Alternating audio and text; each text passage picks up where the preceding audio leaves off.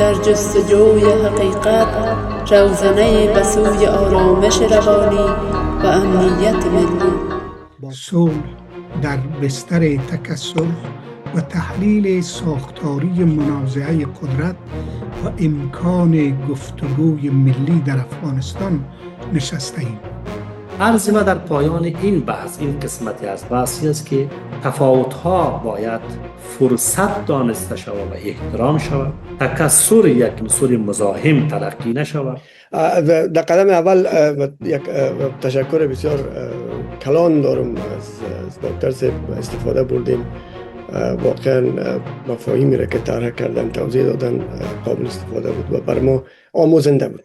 دکتر صاحب بحث بسیار به جای جالبی رساندن و یقین دارم که برای کامل شدن این بحث شاید به جلسات حتی نیاز باشه بیشتر، چون در این گروه شاید که بعد از تشکر فقط به طور خلاصه میخواستم عرض کنم که منازعه را کی باید حل کنه. آیا معمولا در جهان اینطور یک طرفی وجود داره، یک نهادی وجود داره؟ بسیار یک آسیب شناسی خوبی کردن از جنجالای فرهنگ سیاسی افغانستان، اگرچه از او کلمه استفاده نکردن، اما واقعا جالب بود.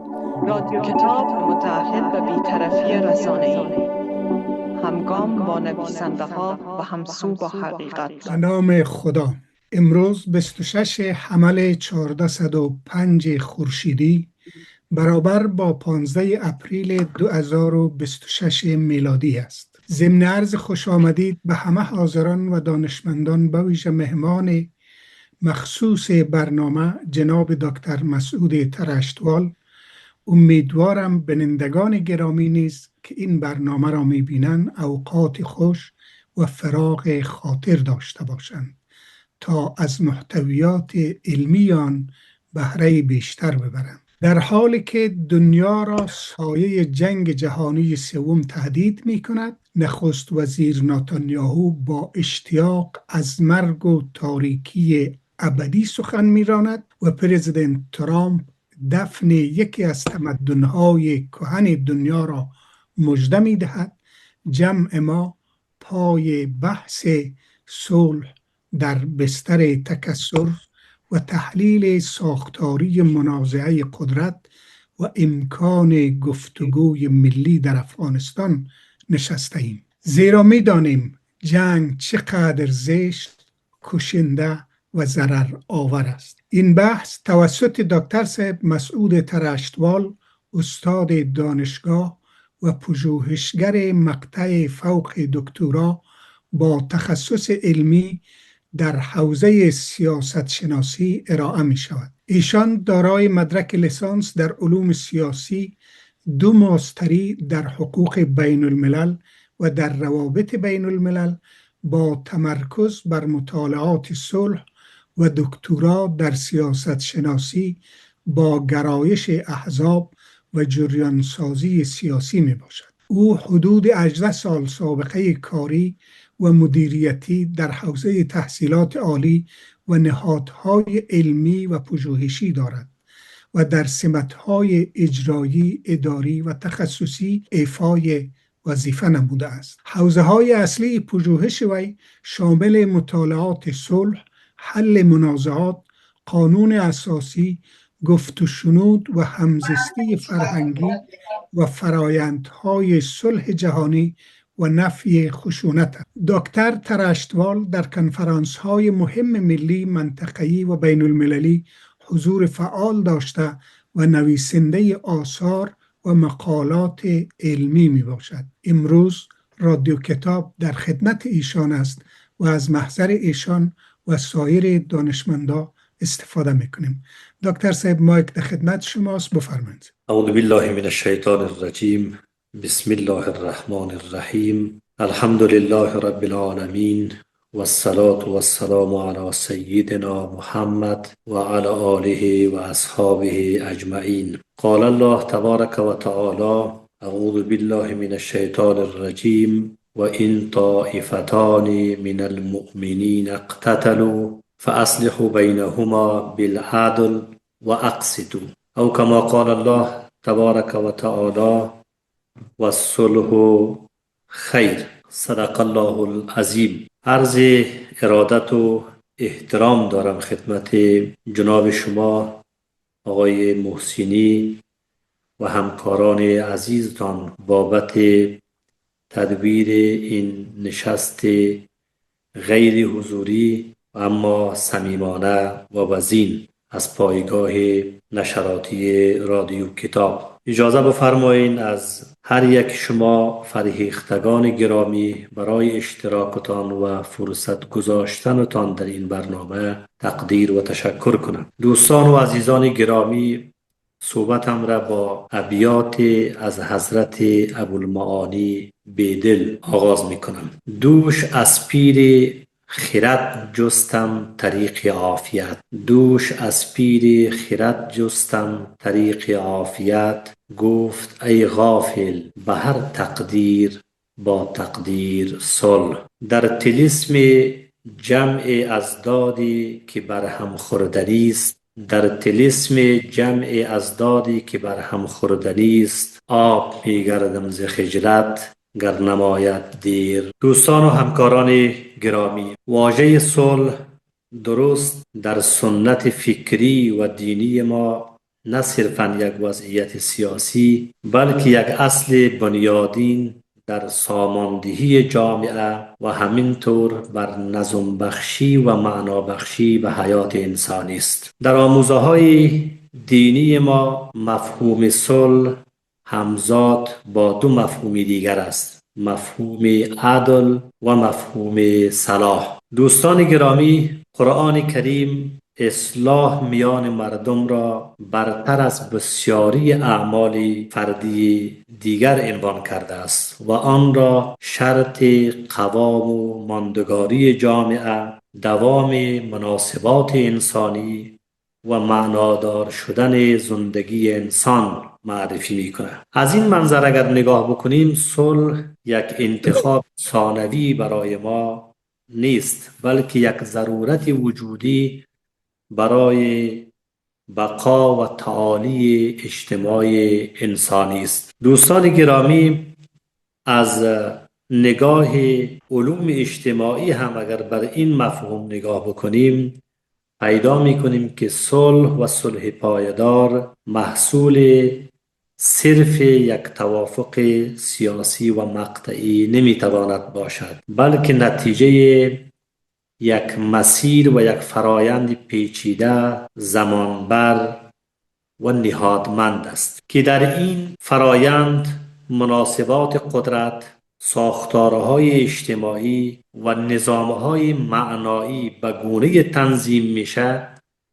که امکان باز تولید خشونت یا نفی و یا به حد اقل میرسه. پس در این مقدمه در میابیم که دو نگاه، یعنی حکمت دینی و تحلیل علمی، هر دو ما را با یک درک عمیق راهنمون میکنه و او این است که صلح نه یک آرمان صرف اخلاقی بلکه یک فرایند ساختاری و قابل طراحی و یک ضرورت بنیادین برای معنابخشی به زندگی انسانی است. حالا اگر این بحث را در زمینی به نام افغانستان به تحلیل بگیریم و منتقل بکنیم، موضوع به تأمل بیشتر نیازمند میشه، چون ما با جامعه مواجه هستیم که در عین حال که ظرفیت‌های قابل توجه عظیم فرهنگی و تاریخی داره، اما از تکثر چند لایه هم برخوردار است.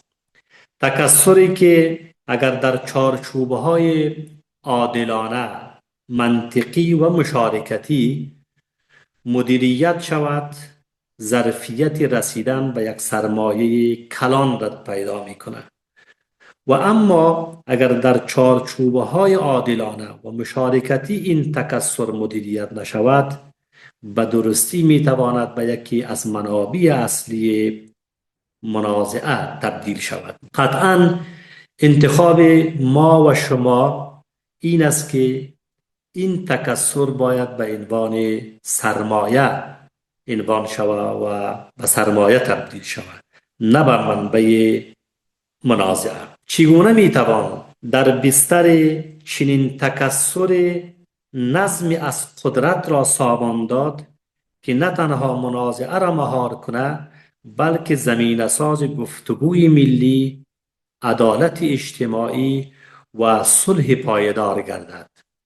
پرسش اصلی در صحبت بنده همین است که عرض کردم و به دنبال پاسخ این موضوع مشترکاً خواهیم بود. بنده آنچه را که در سخنرانی امروز دنبال می کنم تلاشی است برای پاسخ به همین پرسش. از رهگذر یک تحلیل ساختاری از منازع قدرت و بازاندیشی امکان گفتگوی ملی در افغانستان، عرایضم را با موضوع صلح در بستر تکثر، تحلیل ساختاری منازعه قدرت و امکان گفتگوی ملی در افغانستان انتخاب کردم و ذیل این عنوان خدمت شما عرایض خواهم داشت. قطعاً پس از ختم صحبت طبق آجندا نظریات شما را خواهیم داشت و پرسش هایی را حتما میشنویم و تبصره و پاسخهایی را پیرامونش خواهیم داشت.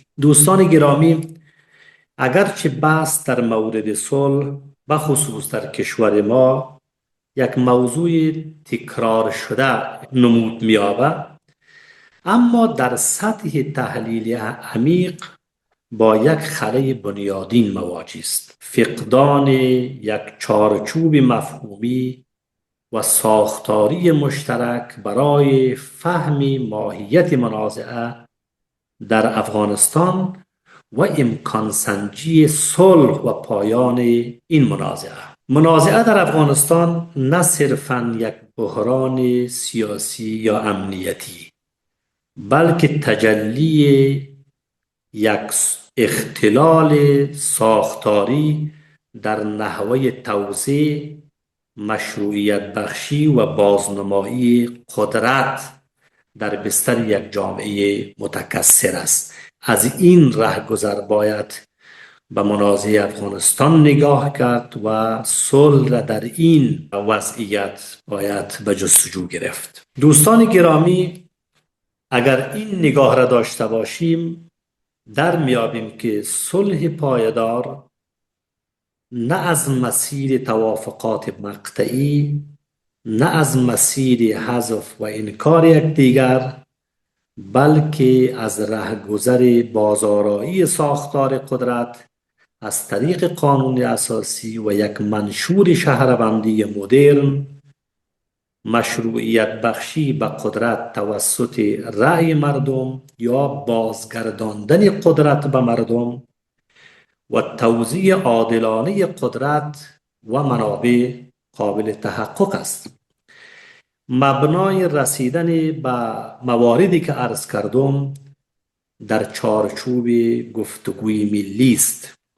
از این رهگذر صلح پایدار، عدالت اجتماعی و وحدت جغرافیایی و همبستگی اجتماعی از طریق گفتگوی ملی دستیافتنی تر است. اگر یک نگاه تئوریک و نظری به موضوع بیاندازیم، دو سه تا مفهوم اندک قابل وضاحت است. نکته اول بحث خود صلح است. به خصوص در صحبتی که ما داریم، صلح را ما به مثابه نظم یا فرایند نهادمند عنوان می‌کنیم. در ادبیات معاصر مطالعات صلح دیگر یک وضعیت ایستا یا یک وضعیت صرفاً فقدان خشونت تعریف نمیشه، بلکه به عنوان یک فرایند نهادمند قابل فهم است که در آن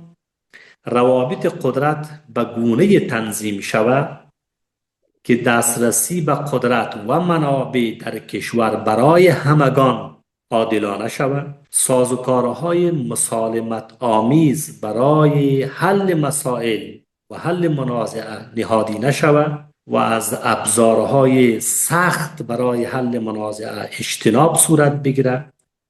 امکان بازگشت به خشونت‌های ساختاری و خشونت‌های فرهنگی و انواع خشونت‌ها محدود شود یا نفی شود و بر این مبنا می توان گفت که صلح پایدار مستلزم 3 مؤلفه اساسی است.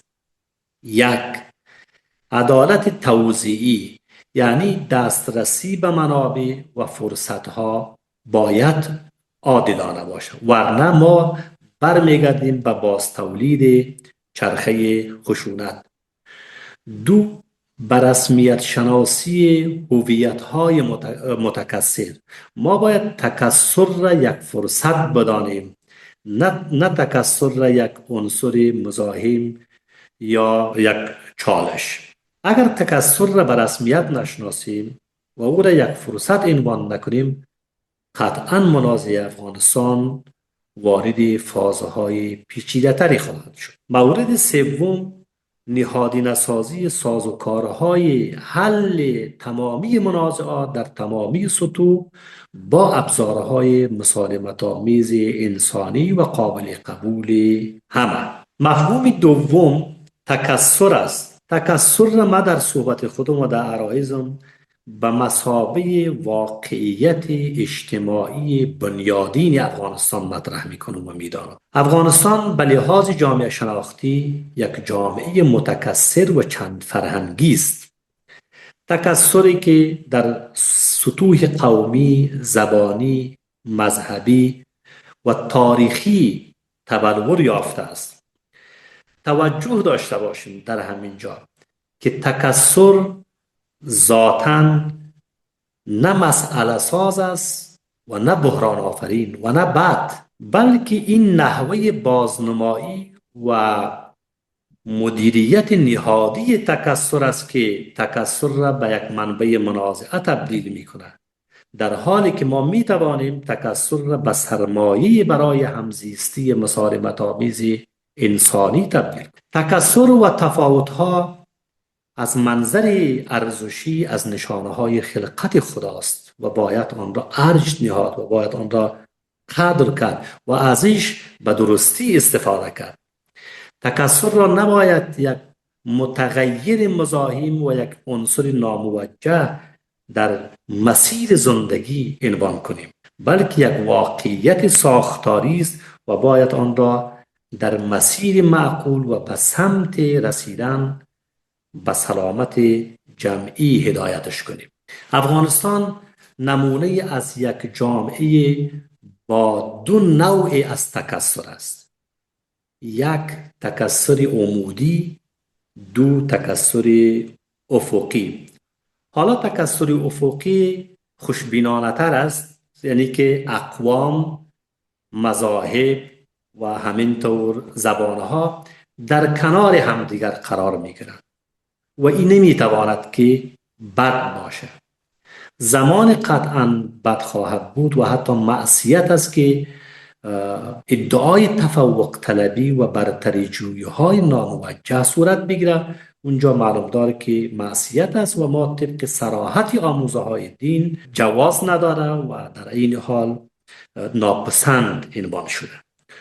2 تکثر عمودی. تکثر عمودی قصه اصلی ماست و اون نابرابری قدرت و منابع است. بنابراین باید به این 2 امر مهم و به این 2 نوع از تکثر افقی و تکثر عمودی در افغانستان توجه صورت بگیره.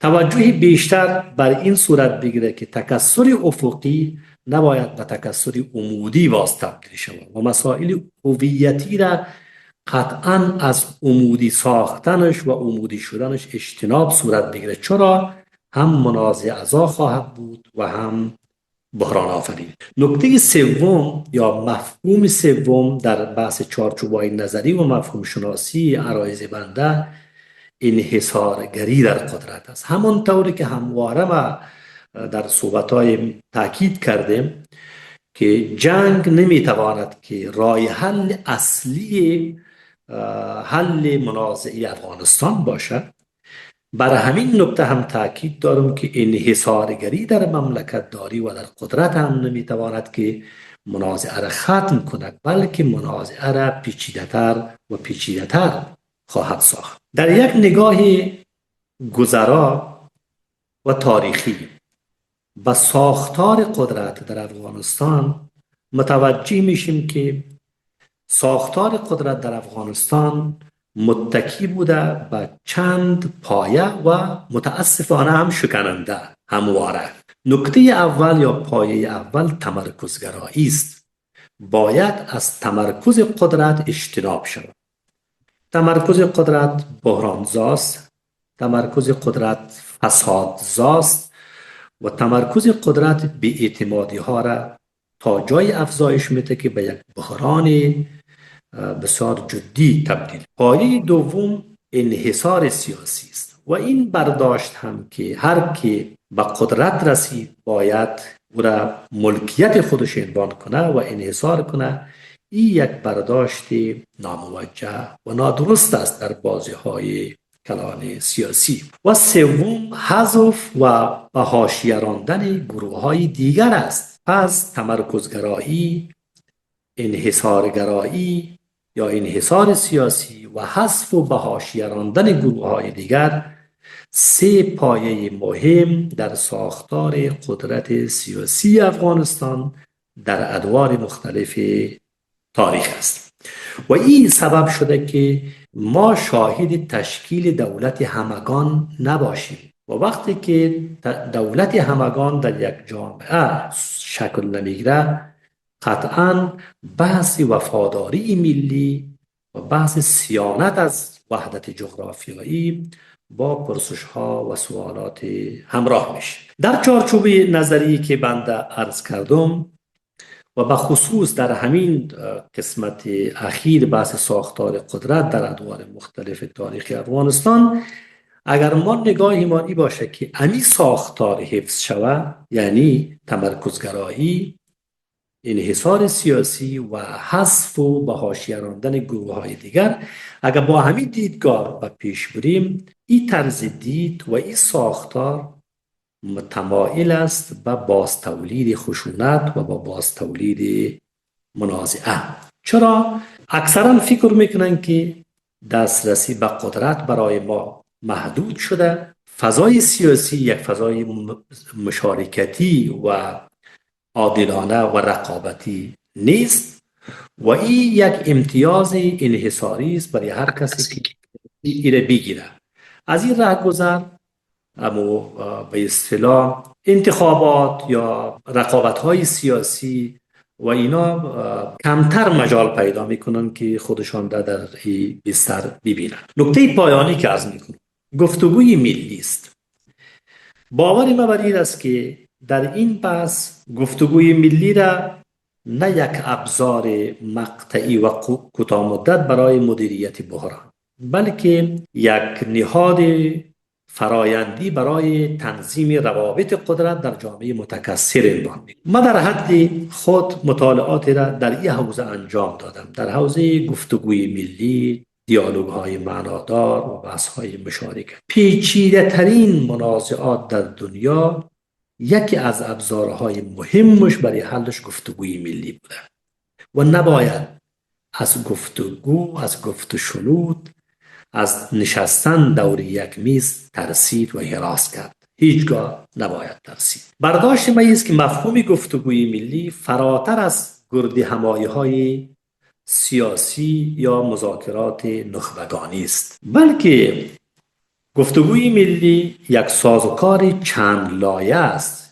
گفتگوی ملی یک فرایند چند سطحی است که در او بازیگران مختلف از سطوح محلی تا ملی و همینطور در تمام حوزه ها و بسترها در یک فضای برابر وارد تعامل معنادار برای باز تعریف قواعد همزیستی، توزیع قدرت و منابع مشروعیت میشن. قصه های اصلی خود مطرح می همون بحثی همیشگی که هیچگاه درد را نباید از طبیب کتمان کرد. چرا؟ اگر کتمان شد، نسخه‌ای که برای طبیب تجویز میکنه برای مریض اون نسخه یک نسخه شفابخش نیست. بنابراین گفتگوی ملی مقتضی است که تمامی قصه های اصلی را باید روی میز گذاشت و برایش چاره اندیشی کرد. حوصله شنیدن یکدیگر را داشته باشیم، هویت های یکدیگر را به رسمیت بشناسیم، صحبت های همدیگر را به درستی بشنویم، در مواضع همدیگر تأمل کنیم و انعطاف هم در پذیرش دیدگاه های همدیگر داشته باشیم. کاربیجی اصلی گفتگوی ملی نه صرفاً حل فوری هر نوع منازعه، بلکه تبدیل منازعه از یک وضعیت تخریبی به یک فرایند قابل مدیریت است یا به یک فرایند نهادمند است. همین که ما گفتگوی ملی را طوری آغاز کنیم که با اعتماد شروع شود، از بی‌اعتمادی فاصله بگیریم، خشونت نفی شود و همین که وضعیت تخریبی جای خود به یک وضعیت قابل مدیریت بده و نهادمند شود، این خودش موفقیت یکی از مراحل مهم گفتگوی ملی است. گفتگوی ملی از دید ما فرایندی است که تفاوت‌ها به رسمیت شناخته میشه، خطوط گسست به حوزه تعامل منتقل میشه، به مشترکات تأکید صورت میگیره، منافع حیاتی و ارزشی مشترک مبنا قرار میگیره و امکان شکلگیری یک نظم سیاسی مشارکتی هم فراهم میشه. از این منظر گفتگوی ملی را باید به عنوان بسترساز و زیرساخت نرم صلح پایدار در نظر گرفت. زیرساختی که بدون آن هر گونه ترتیبات سیاسی ولو در کوتاه مدت موفق باشد در معرض فرسایش و بازگشت به چرخه منازعه و خشونت قرار میگیرد. باید توجه داشته باشیم که گفتگوی ملی معنادار، نهادمند و تعریف شده و با همین معیارهای مختصری که عرض کردم باشه. اجازه بدید که سه تا نکته دیگر هم عرض بکنم، با برگردیم به دوستا اگر حوصلش باشه، حوصله شما البته. منازعه قدرت را نیاز به یک تعریف داره که ما چرا در عنوان منازعه قدرت مطرح بر اساس رویکردهای علمی و نظری منازعه زمان مزمن میشه که دسترسی به قدرت محدود میشه، قواعد بازی از شفافیت خارج میشه و رقابت به جای نهادمندی به حذف متکی میشه و در چنین شرایط منازعه به جای این که حل شود خود به خود باز تولید شده میره. برای عبور از حالا این چارچوبای نظری یا توصیفای تحلیلی که نسبت به این بحث‌ها داریم، میتوان گفت که منازعه افغانستان از دید ما در 3 سطح قابل تعریف است. اگر پرسش مطرح شود که منازعه افغانستان از کدام زاویه برش نگاه میکنین، شاید در یکی از برداشت‌ها این منطق خود داشته باشه که افغانستان در 3 لایه تحلیلی منازعهش قابل بازخوانی است. اول منازعه توزیعی است. این سطح از منازعه 2 پرسش جدی در خودش داره. یک، چی کسانی در ساختار قدرت مشارکت دارند؟ چی آدرسی در قدرت حضور دارد؟ و سوال دوم که چی کسانی حذف می شوند؟ و این سطح از منازعه ناظر بر قدرت است، ناظر بر توزیع قدرت است. به می دلیل اسمش گذاشتیم که منازعه توزیعی. شناسه برجسته این سطح از منازعه الگوی توزیعی حذف قدرت است. الگوی توزیع حذفی قدرت چیست؟ یعنی اینکه قدرت توسط هر آدرسی که کسب میشه باید آدرس دیگر حذف شود، یا اینکه قدرتگیری مساوی است با حذف دیگری.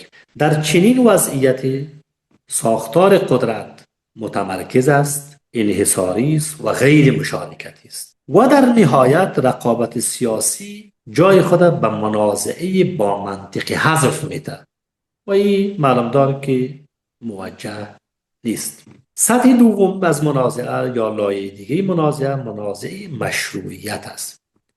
ما که نگاه میکنیم به منازعات افغانستان، مسئله حقانیت قدرت و منازعه بر سر مبنای یا مبانی مشروعیت قدرت همواره محل منازعه است. در منازعه مشروعیت این دو نکته برجسته است: مسئله حقانیت قدرت و منازعه بر سر مبانی مشروعیت. در غیاب سازوکارهای مدرن و پاسخگو، در غیاب قانون اساسی و اجماع ملی، منشور شهروندی مدرن، مشروعیت سیاسی همواره محل نزاع است. سوالات زیاد مطرح میشه. آیا مشروعیت از دین ناشی میشه؟ آیا منبع حاکمیت اراده و رأی مردم است؟ آیا منبع مشروعیت شناسایی بین المللی و سازوکارهای بین المللی است و یا تلفیقی از همه این دیدگاه است؟ عدم همگرایی و نبود اتفاق در این منابع به نزاع در مبانی مشروعیت تبدیل شده و هر گونه نظم سیاسی را شکننده و ناپایدار ساخت. سطح سومی از منازعه هویتی است. دوستان گرامی، در این سطح از منازعه هم باید بسیار مدبرانه، عاقلانه، صادقانه و شفاف سخن. این سطح از منازعه پیچیده ترین سطحی از منازعه است و در عین حال متاسفانه مخرب ترین نوعی از منازعه. این سطحی از منازعه به دلیل پیوند عمیقی که با حافظه جمعی داره و به دلیل پیوند ناگسستنی که با ارزش‌های غیر قابل معامله شهروندان و مردم داره، به پیچیده ترین نوعی از منازعه تبدیل. کودهای اصلی این لایه از منازعه چیست؟ رقابت بر سر روایت تاریخ، بازنمایی هویت‌ها و تعریف دو مفهوم ما و دیگری. در یک کشور نمی شود که ما و دیگری تعریف کرد. یعنی اینکه کدام روایتی از تاریخ رسمی میشه، کدام هویت در مرکز قرار میگیره و کدام هویت به حاشیه رانده میشه. این پرسش ها باید در اینجا معنا پیدا بکنه و پاسخ پیدا کنه. به همین دلیل است که من معتقد هستم که ما نیازمند صلح فرهنگی هستیم. منازعه هویتی و فرهنگی را با دیپلماسی فرهنگی باید حل کرد. و این تنها ما نیستیم که چنین نزاعی را داشتیم یا داریم. اکثر کشورها یا همه کشورها چنین نزاعی را به صورت جدی‌تر داشتند، اما با منطق گفتگو و تفاهم تمکین کردند و به یاری همدیگر آمدند و یکدیگر را پذیرفتند، یکدیگر را شنیدند و نهایتاً بسیاری از مشترکات را تعریف کردند و روی توافق صورت گرفت، به اشتراکات بیشتر ترکیز کردند و بسیاری از تفاوت‌ها را حل کردند و نهایتاً این نوع از منازعه حل شد. به هر صورت عرض ما در پایان این بحث، این قسمتی از بحثی است که تفاوت‌ها باید فرصت دانسته شود و احترام شود، تکثر یک عنصر مزاحم تلقی نشود، اشتراکات ما بسیار زیاد است باید مورد اهتمام باشد و ادبیات ما روح بسیجگری و تنش‌زایی را احیا و تقویت کنه. از توجه شما تشکر میکنم. در خدمت هستم به ادامه برنامه، اما عرایضی در این ذیل این عنوان داشتم که انشاءالله که در سوالات بهش بپردازیم یا در جریان بحث ها از دوستان انتظار دارم که استفاده کنم. از توجه شما تشکر میکنم. تشکر دکتر سید گرامی. خیلی مفاهیم جالب ارائه کردین. بحث جدی برای آغازینگام برای گفتگوی ملی است و همچنان میتونه برای نخبه ها باشه. این باب مثال یکی از راهکارهایی را که پیشنهاد کردین گفتین تکثر به عنوان سرمایه استفاده کنیم و مفهوم دیگه صلح فرهنگی بود. دمی دو مورد اگر کمی توضیح بتین، باز دوستا اگر سوال دارن مخصوصا جوانا و به ویژه بانوان گرامی خوشحال میشیم که شما سوال کنین. مهربانی دکتر سید بزرگوار. من یک پیشنهاد دارم و اگرچه روال برنامه شما را نمیدانم، ولی پیشنهاد من است به دلیل از اینکه من کمی مجال پیدا کنم که نظریات دوستانم بشنویم و یک چی هم به وجود بیاید.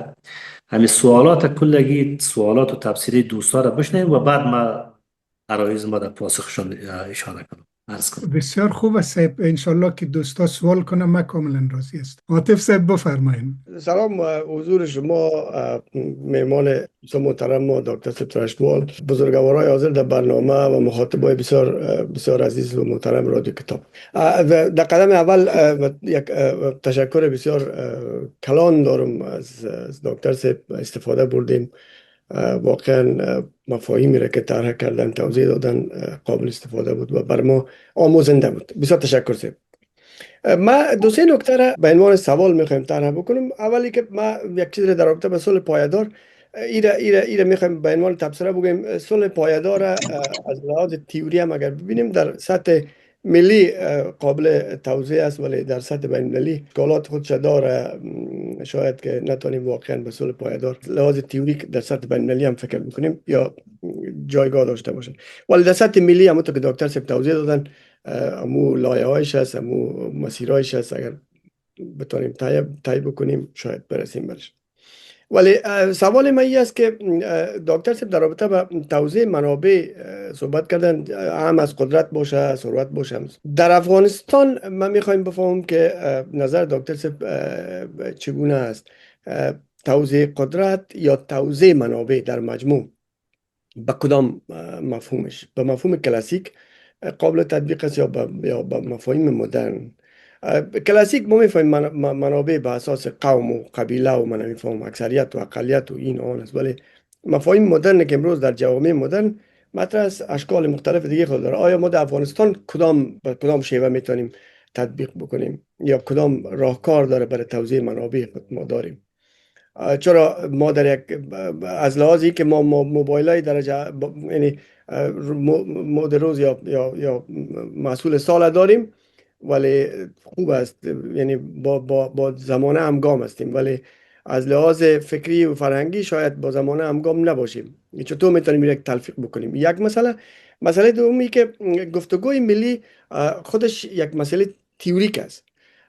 جناب دکتر صاحب چه از لحاظ یا بهتر بگیم به عباره دیگه یا به شکل ساده‌تر بگیم محتوا همون است که دکتر صاحب فرمودن، ولی شکلیاتش چطور میتونه باشه؟ در کدام چارچوب میتونه قرار بگیره؟ در کدام نهادی که شما گفتین در چی شیوه در کدام نهاد میتونه میره داشته باشیم؟ مثلا در بسیار کشورهای امروزی همین گفتگوی ملی رو مثلا در کشورهای پیشرفته دنیا ما چون واضح شده میخوایم ایره کم چیز بکنیم، بعدش دکتر صاحب حتما نظر خود میدن. مثلا در سطح پارلمان ها صحبت میکنن، گفتگوهای ملی در سطح پارلمان است، یا مثلا شورای محلی دارن، شورای ملی دارن. در افغانستان در کدام چارچوب میتونیم این تطبیق بکنیم از لحاظ شکلی؟ چون بازم همون قضیه برمیگردیم به همون قضیه مدرن و مفاهیم کلاسیکی که پاش. بسیار تشکر صاحب. تشکر عاطف صاحب بزرگوار. استاد یگانه مایک در خدمت شماست، بفرمایید. ممنون خیلی. من چون پرسش من بسیار شباهت داشت به پرسشی که جناب عاطف مطرح کردن، لذا دست خود پایین کردم. پرسش من این بود که چون دکتر صاحب بحث بسیار به جای جالبی رساندن و یقین دارم که برای کامل شدن این بحث شاید به جلسات حتی نیاز باشه بیشتر، و چون در این گروه شاید که چون من زیاد همیشه منظما حضور نداشتم، شرکت نداشتم، به نظرم آمد که بسیار بحثی بنیادی مطرح شد. بحث رساندن به اشتراکات ملی، تکثر به عنوان یک سرمایه باید ارزیابی کنیم.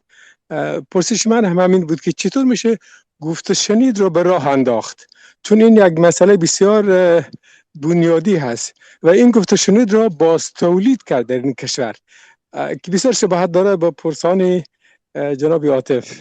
ممنون خیلی. ممنون استاد بزرگوار. کاظمی صاحب. بله، عرض سلام دارم حضور همه بزرگواران، مخصوصا دکتر صاحب محترم که خیلی صحبت‌های متین و کارساز داشتن. بعد از تشکر فقط به طور خلاصه میخواستم عرض کنم که منازعه را کی باید حل کنه؟ آیا معمولا در جهان اینطور یک طرفی وجود داره، یک نهادی وجود داره، یا ای که قوای سگانه یک کشور هر کدامش در حل بپردازن؟ یک سوال دیگه درباره ازی بود که میگفتن که یکی از عوامل بحران منازعه و تشدید منازعات عدم مشروعیت است. گویا که عدم مشروعیت باعث منازعه میشه و سوال ما این بود که ما مشروعیت چه قسم تعریف کنیم. آیا مشروعیت یک امر نسبی است یا که یک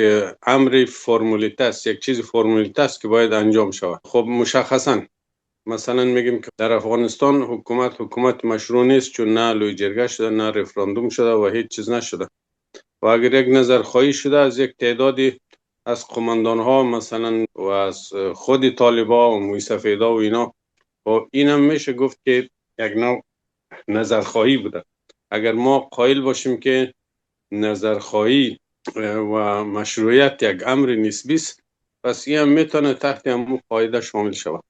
و سلام، برای زحمت تمام تشکر از دکتر صاحب محترم. خیلی استفاده کردیم. امیدواریم که به فرمودین یگانه صاحبی بارور شود و افرادای متخصص مثل ایشان زیاد شود. تشکر کاظمی صاحب و تشکر از استاد بزرگوار شهرانی صاحب. اگر دکتر صاحب ترشتوال وقت داشته باشه تشریف بیاره، رادیو کتاب در خدمتشون است. با کمال میل. استاد بفرمایید شهرانی صاحب. سلام به همگی دوستا و برادرها.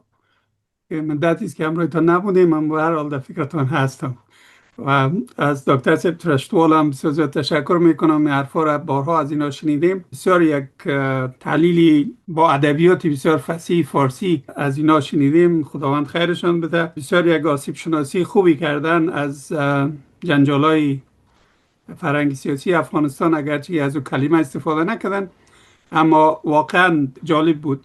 او چیزی را که من میخواستم خدمتشان عرض بکنم، اول از اینکه با ابوالمعانی بیدل شروع کردن و به تقدیر چی کردن، به اصطلاح اشاره کردن که همه چیز به تقدیر است. و بعد از او که لازم است که رویش صحبت شود در جامعه افغانستان منبع قدرت است. اول قدرت از خودش باید یک تعریفی داشته باشه. دومی که منبع قدرتی حکومتداری در افغانستان آیا در دست خود مردم بوده یا یکی از طرف بیرون برشان داده شده. من همیشه کلمه اجاره‌ای و اصطلاح کرایی را استفاده میکنم که ما منبع قدرت در حکومتداری در افغانستان گاهی با مردم ما نداشتیم.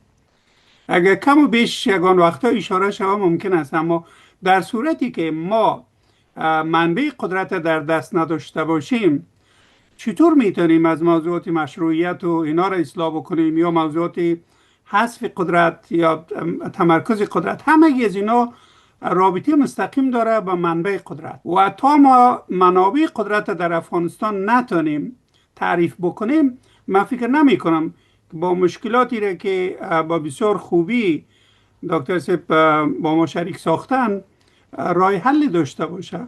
خصوصا در این مقطعی که ما در جهان زندگی میکنیم و چی بدبختی هایی را جامعه بین‌المللی بالای یک کشور نیاورده و کشورهای دیگر در مسائل داخلی ما همیشه دست داشتن و هنوز هم دست دارن. آیا جنبه مسائل قدرتی را در افغانستان، توزیع قدرت، توزیع همه چیزهای دیگری که گفتن، آیا امکان داره یا نداره؟